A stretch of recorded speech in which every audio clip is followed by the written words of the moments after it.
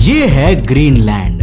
अपने नाम से अलग पृथ्वी का ये इलाका ग्रीनरी से भरा हुआ नहीं है, बल्कि इसका 80% इलाका बर्फ की चादर से ढका हुआ है। लेकिन इसके बावजूद यहाँ बर्फ के नीचे कुछ ऐसा छिपा है जिसको पाने के लिए पूरी दुनिया में जंग छिड़ी पड़ी है। अमेरिका, रशिया, चाइना ये सभी देश ग्रीनलैंड को अपने कंट्रोल में लेना चाहते हैं। यहाँ तक कि अमेरिका ने तो एक स्टेप आगे जाते हुए डेनमार्क, जो कि ग्रीनलैंड को कंट्रोल करता है, उससे ग्रीनलैंड को खरीदने तक की कोशिश की थी, जिस पर आपको पूरा का पूरा एक विकिपीडिया पेज मिल जाएगा। बट आखिर ग्रीनलैंड में ऐसा क्या छिपा हुआ है जिसके लिए अमेरिका और सारी वर्ल्ड पावर्स इतना ज्यादा इंटरेस्टेड है? अब यहाँ पर मैं आपको एक हिंट दूं।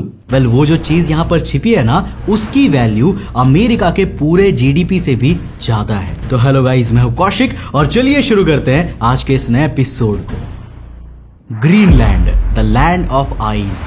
दोस्तों, आर्कटिक ओशन में कनाडा और अमेरिका के पड़ोस में मौजूद ग्रीनलैंड, जिस पर आज भी इसे कॉलोनाइज करने वाला एक छोटा सा यूरोपियन कंट्री डेनमार्क रूल करता है। हाँ, यही यूरोप की छोटी सी कंट्री अपने से 50 गुना ज्यादा बड़े आइसलैंड को कंट्रोल करती है। अब ग्रीनलैंड के इतना बड़ा होने के बावजूद यहाँ की पॉपुलेशन केवल और केवल 56,000 है, जिसका मेजॉरिटी ग्रीनलैंड की एक सिंगल सिटी नूक में रहते हैं, जो कि ग्रीनलैंड की कैपिटल भी है। अब दुनिया के इतने बड़े मैसिव लैंड में इतनी कम जनसंख्या होने का कारण है यहाँ का एक्सट्रीम टेम्परेचर और फूड सप्लाई की कमी। क्योंकि देखो, ग्रीनलैंड का 2/3 भाग ना नॉर्थ की और आर्कटिक सर्कल रीजन में आता है, जिसका मतलब यहाँ तक पहुंचने के लिए सनलाइट को अर्थ के एटमॉस्फेयर में ज्यादा डिस्टेंस कवर करनी पड़ती है, जिसके कारण यूजुअली यहाँ अर्थ के दूसरे हिस्सों की तुलना में काफी कम सनलाइट पहुंचती है, जो इसे और भी ज्यादा ठंडी जगह बना देती है। लेकिन इसके बावजूद गल्फ स्ट्रीम से आने वाला वार्म ओशियन करंट ग्रीनलैंड के सदर्न पार्ट के कुछ पार्ट को ग्रीनलैंड के ओवरऑल कोल्ड टेम्परेचर से गर्म बनाए रखता है। इसीलिए ग्रीनलैंड की ऑलमोस्ट सारी major cities north west coast line पर ही मौजूद है। यही कारण है कि हजारों साल से ह्यूमन एक्टिविटीज ज्यादातर इसके कोस्टल इलाकों तक ही सीमित रही है। लेकिन दोस्तों, गल्फ स्ट्रीम के वार्म वाटर के बावजूद यहाँ का एवरेज टेम्परेचर विंटर्स में -9 डिग्री सेल्सियस तक पहुंच जाता है। लेकिन ये जल्द ही बदलने वाला है, क्योंकि ग्लोबल वार्मिंग से धीरे धीरे ग्रीनलैंड का टेम्परेचर बढ़ रहा है और यहाँ की बर्फ तेजी से मेल्ट होकर समुद्री पानी में मिल रही है। अब बात करते हैं कि how fast Greenland is melting. NASA के जेट प्रोपल्सन लेबोरेटरी द्वारा साल 2006 में पब्लिश्ड एक रिपोर्ट के मुताबिक ग्रीनलैंड की आइस और glacier 239 cubic kilometres per year के रेट से मेल्ट हो रहे हैं, जो मेल्टिंग रेट ऑलमोस्ट हर 5 साल में डबल होता जा रहा है। जिसमें सबसे बड़ा कंट्रीब्यूशन ग्रीनलैंड के नॉर्दर्न हिस्से में मौजूद आइस शीट्स का है, जिसका मेजरली हिस्सा आर्कटिक सर्कल में होने के कारण ये काफी तेजी से मेल्ट हो रही है, क्योंकि आर्कटिक सर्कल का एवरेज टेम्परेचर ग्लोबल टेम्परेचर से ऑलमोस्ट 2.5 टाइम्स ज्यादा गर्म रहता है। अब दोस्तों, एक रिपोर्ट के मुताबिक इस फास्ट मेल्टिंग प्रोसेस के कारण ग्रीनलैंड हर साल अप्रोक्सीमेटली 200 गीगाटन्स ऑफ आइस हर साल खोता ही जा रहा है, जो आइस पानी बनकर सीधा हमारे समुद्रों में मिल रही है। और अगर इसी तरह चलता रहा ना, तो इस सेंचुरी के एंड तक ग्लोबल सी लेवल ऑलमोस्ट 30 सेंटीमीटर तक बढ़ चुके होंगे। अब इस रिसर्च का यह भी कहना है कि इस तरह ग्रीनलैंड के ऊपर मौजूद सारी 2.9 quadrillion metric tons of ice केवल कुछ ही सेंचुरीज में यहाँ से गायब होकर समुद्री पानी में मिल जाएंगी। अब कई सेंचुरी सुनने में भले ही बहुत ज्यादा समय लग रहा होगा, लेकिन जियोलॉजिकल टाइमलाइन के हिसाब से ये समय पलक झपकाने जितना छोटा होता है, जो दिखाता है कि हम कितने सीरियस खतरे में हैं। क्योंकि अगर ऐसा हुआ ना, तो ग्रीनलैंड की सारी बर्फ पिघलने से ग्लोबल सी लेवल्स 7 मीटर तक बढ़ जाएंगे, जिससे दुनिया की ऑलमोस्ट सभी मेजर कोस्टल सिटीज डूब चुकी होंगी। For example, Florida, Miami, San Francisco, California, European countries, Belgium, Venice, middle eastern countries, Egypt, second largest city of Egypt, Alexandria, almost entire Bangladesh और भारत के वेस्ट बंगाल का काफी बड़ा हिस्सा, ऑल्सो चाइना और जापान एंड ऑलमोस्ट हर कंट्री की मेजर कोस्टल सिटीज जिसका एलिवेशन ओशियन लेवल से 7 मीटर से कम है। इसके अलावा नासा की माने तो इस तरह ग्रीनलैंड से इतना बड़ा मास हटने के कारण पृथ्वी की रोटेशन स्पीड पर भी असर होगा और ये पहले के मुकाबले काफी धीमी हो जाएगी। लेकिन दोस्तों, वहीं पर अगर इसकी दूसरी साइड देखी जाए ना, तो अब हमें हमें दुनिया में एक नया हरा भरा कॉन्टिनेंट देखने को मिलेगा जो आज से पहले तक इस मोटी बर्फ की चादर के नीचे छिपा हुआ था। Exploring Greenlands ice sheets. दोस्तों, ग्रीनलैंड का 80% हिस्सा 17 लाख किलोमीटर स्क्वायर में फैली आइस शीट से ढका हुआ है, जो पूरी अर्थ के फ्रेश वाटर रिजर्व्स का ऑलमोस्ट 7% होल्ड करती है, जिनकी एवरेज थिकनेस यानी कि मोटाई 2.3 किलोमीटर है। और ग्रीनलैंड के कई हिस्से तो बर्फ की 3 किलोमीटर मोटी चादर से ढकी हुई है। अब देखो, ये नंबर कितना बड़ा है इसका अंदाजा आप इसी बात से लगा सकते हैं कि जिन समुद्रों की गहराई से हम इंसान इतना ज्यादा डरते हैं ना, उनकी एवरेज डेप्थ भी केवल 3.7 किलोमीटर ही होती है। आई नो, काफी अमेजिंग बात है, पर इससे भी ज्यादा अमेजिंग तो यह है कि ग्रीनलैंड पर मौजूद इन सभी आइस शीट्स का वेट यानी कि वजन 2.9 मिलियन क्यूबिक किलोमीटर्स यानी कि ऑलमोस्ट 2.9 क्वाड्रिलियन मेट्रिक टन्स है। और इसी इतनी भारी बर्फ की चादर से ढके होने के कारण ये अपने नीचे मौजूद ग्रीनलैंड की सतह को लाखों सालों से कंटिन्यूअसली दबा रहा है, जिसके कारण ग्रीनलैंड का काफी हिस्सा सी लेवल से नीचे जा चुका है। पर जब ग्रीनलैंड के ये आइस फाइनली पूरी तरह मेल्ट होगी, तब हमें ग्रीनलैंड का वो हरा भरा जमीन देखने को मिलेगा जो धीरे धीरे अपने पैरों पर खड़ा हो रहा होगा। हाँ, आपने बिल्कुल सही सुना, खड़ा हो रहा होगा, क्योंकि ये मैसिव बर्फ की चादर का वेट हट जाने के बाद इस कॉन्टिनेंट पर एक प्रोसेस स्टार्ट होगा जिसे आइसोस्टैटिक रीबाउंड कहते हैं। आइसोस्टैटिक रीबाउंड एक ऐसा प्रोसेस होता है ना, जिसमें कई रीजन्स जहां पहले आइस एज के कारण मैसिव आइस डिपॉजिट बन गए थे, जिससे इस वेट के कारण जमीन का काफी हिस्सा नीचे की ओर धंस गया था, लेकिन बाद में अर्थ के गर्म होने पर उस रीजन से बर्फ के वापस हटने पर वहां की जमीन दोबारा से कॉन्टिनेंटल रीबाउंड के जरिए धीरे धीरे ऊपर बढ़ती जाती है। इन शॉर्ट, फ्यूचर में आइस शीट्स के मेल्ट होने के साथ साथ ग्रीनलैंड की जमीन का एलिवेशन भी बढ़ता जाएगा और इसका जो हिस्सा आज सी लेवल के नीचे दबा हुआ है, वो बर्फ के हटने के बाद कुछ ही सेंचुरीज के बाद फाइनली सी लेवल से ऊपर आ जाएगा। Greenland plane crash mystery. तो दोस्तों, साल 1968 में एक अमेरिकन बॉम्बर जो 4 थर्मोन्यूक्लियर बॉम्ब लेकर ग्रीनलैंड के ऊपर से उड़ रहा था, पर अचानक इंजन में आग लग जाने के चलते पायलट ने इमरजेंसी में ग्रीनलैंड के एक रिमोट इलाके में क्रैश लैंडिंग की थी, जिसके बाद अमेरिका तुरंत हरकत में आया और इन न्यूक्लियर बॉम्ब्स को ढूंढने के लिए अमेरिका और डेनमार्क दोनों ने मिलकर एक बड़ा सर्च ऑपरेशन चलाया। जिसके बाद न्यूक्लियर बॉम्ब्स को तो दोबारा ढूंढ लिया गया, लेकिन इनके कुछ इंपॉर्टेंट पार्ट्स अभी भी मिसिंग थे, खास करके एक न्यूक्लियर बॉम्ब का सेकेंड स्टेज सिलेंडर, जिसमें यूरेनियम और लिथियम जैसे खतरनाक रेडियो एक्टिव न्यूक्लियर फ्यूल मौजूद था, जो आज तक किसी भी सर्च ऑपरेशन में नहीं मिल पाया। इसके अलावा साल 1942 में सेकेंड वर्ल्ड वॉर के दौरान American Lockheed P-38 lightning fighter jet एक इमरजेंसी के चलते ग्रीनलैंड में क्रैश हो गया था। वैसे इसके क्रू को तो सही सलामत निकाल लिया गया, पर जेट वहीं पर छूट गया। बाद में कई बार इस फाइटर जेट को ढूंढने की कोशिश की गई, लेकिन ये उसके बाद कहीं नहीं मिला।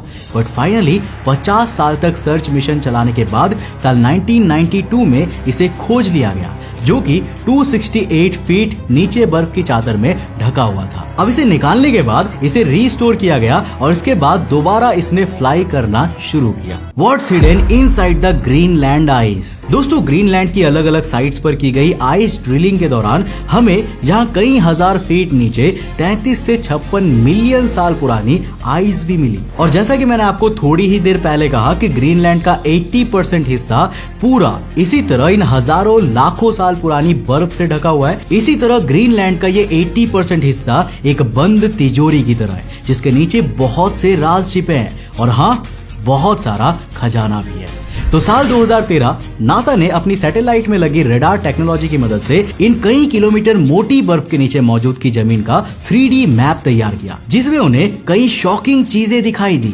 World's largest hidden canyon. तो दोस्तों, 800 मीटर गहरी, 750 किलोमीटर लंबी और 10 किलोमीटर वाइड ये घाटी अभी तक पृथ्वी पर खोजी गई दुनिया की सबसे बड़ी कैनियन यानी कि घाटी है, जो ग्रीनलैंड की कई किलोमीटर मोटी बर्फ के नीचे दबी है। वैज्ञानिकों ने इसे ग्रीनलैंड्स ग्रैंड कैनियन का नाम दिया है। ग्रीनलैंड की ये घाटी पृथ्वी की सरफेस पर मौजूद सबसे बड़ी canyon Yarlung Tsangpo grand canyon से भी 254 किलोमीटर लंबा है। ग्रीनलैंड की ये हिडन ग्रैंड कैनियन आज के समय सी लेवल से नीचे के एलिवेशन पर है, जिसका मतलब जब फ्यूचर में पृथ्वी के गर्म होने पर ग्रीनलैंड की सारी बर्फ पिघल जाएगी ना, तब ये पूरी तरह फ्रेश ग्लेशियर वाटर से भर जाएगा, जो भविष्य में यहाँ रहने वाले लोगों के लिए एक बड़ा वाटर सोर्स साबित होगा। लेकिन ऑफ कोर्स आज से कई सेंचुरीज बाद ए प्रीमिवल लेक। दोस्तों आज से कई मिलियन साल पहले जब ग्रीनलैंड इस तरह बर्फ से ढका ना होकर हरा भरा जंगलों से भरा हुआ था ना, उस समय यहाँ दुनिया की सबसे बड़ी लेक्स में से एक मौजूद थी, जिसमें 18 अलग अलग धाराओं से आने वाला पानी इकट्ठा होता था।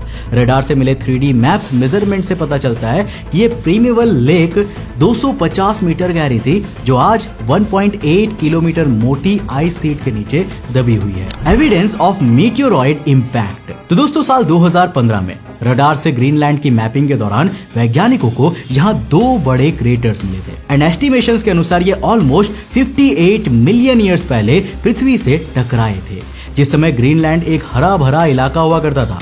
पर आज ये दोनों क्रेटर लगभग 930 मीटर मोटी बर्फ की चादर के नीचे मौजूद है, जिनमें पहले वाला 31 किलोमीटर वाइड क्रेटर ग्रीनलैंड के नॉर्थ वेस्ट इलाके में हियावाथा ग्लेशियर के नीचे मौजूद है, जबकि दूसरा 36 किलोमीटर बड़ा क्रेटर पहले वाले से 183 किलोमीटर दूर मौजूद है। Perfectly preserved fossil plants. तो दोस्तों ग्रीनलैंड के कुछ इलाकों में देखा जा रहा है कि जैसे जैसे बर्फ पिघल रही है ना, वैसे वैसे हमें इसमें बर्फ के नीचे छुपे कई बड़े बड़े पेड़ देखने को मिल रहे हैं। इसके अलावा जब साल 2017 में एक न्यूक्लियर वेपन्स बेस के लिए यहाँ ड्रिलिंग की जा रही थी, तब भी वैज्ञानिकों को यहाँ ड्रिलिंग में कई परफेक्टली प्रिजर्व्ड पेड़ पौधों के फॉसिल्स मिले थे, जो कई मिलियन साल पुराने थे। और ये एक प्रूफ है कि आज से कई मिलियन साल पहले ग्रीनलैंड में पेड़ पौधे और जंगल मौजूद थे। वैसे आज तो इस बर्फ की चादर से ढकी जमीन पर केवल एक ही नेचुरल फॉरेस्ट किंगवा वैली मौजूद है, जो इसके सदर्न रीजन में चारों ओर पहाड़ी से घिरा एक छोटा सा इलाका है। ग्रीनलैंड्स नेचुरल रिसोर्सेज,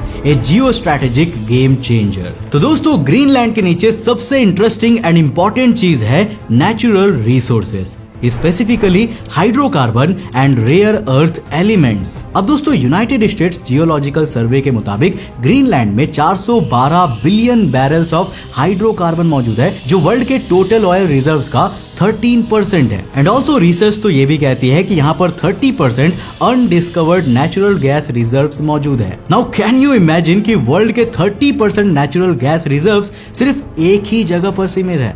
ये बात ग्रीनलैंड को स्ट्रैटेजिकली कितना ज्यादा इंपॉर्टेंट बनाती है। लेकिन इन सबसे भी ज्यादा जो इंपॉर्टेंट चीज है ना, वो है ये रेयर अर्थ एलिमेंट्स, जो आज के समय ह्यूमन सिविलाइजेशन की हर एक टेक्नोलॉजी में प्रयोग होते हैं। चाहे हमारे हाथ में मौजूद स्मार्टफोन हो, हमारे कंप्यूटर हो, इलेक्ट्रिक कार्स हो, या फिर हवा में उड़ते हवाई जहाज ही क्यों ना हो। और आज के समय में इन रेयर अर्थ एलिमेंट्स पर पूरी तरह चाइना की मोनोपोली चलती है, जो वर्ल्ड का 85% रेयर अर्थ एलिमेंट्स अकेला एक्सपोर्ट करता है। इसीलिए ग्रीनलैंड के इन रेयर अर्थ एलिमेंट डिपॉजिट्स को कंट्रोल करने के लिए इसके कई छोटे छोटे गांव भी दुनिया की कुछ सबसे इंपॉर्टेंट स्ट्रेटेजिक लोकेशन बन चुके हैं। यहाँ तक कि अमेरिका तो अपने पैसों में इतना अंधा हो चुका है कि उसने तो डेनमार्क को, जो ग्रीनलैंड को कंट्रोल करता है, उसे ग्रीनलैंड के कुछ इलाके अमेरिका को बेचने का ऑफर कर दिया था, जिस पर आपको एक डिटेल्ड विकिपीडिया आर्टिकल भी देखने को मिल जाएगा।